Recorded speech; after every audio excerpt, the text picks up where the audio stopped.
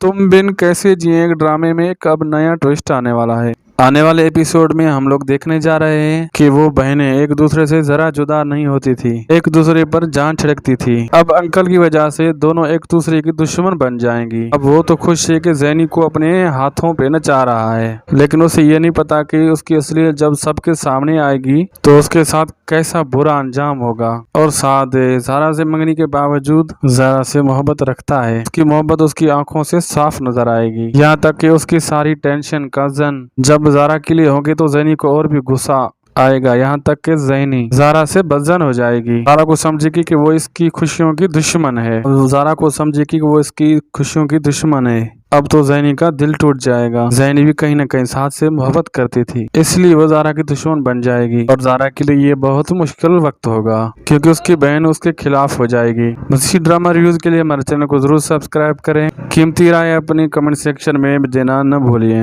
अगर वीडियो अच्छी लगी है तो इसको लाइक करके दोस्तों से भी शेयर करें और चैनल को जरूर सब्सक्राइब करें।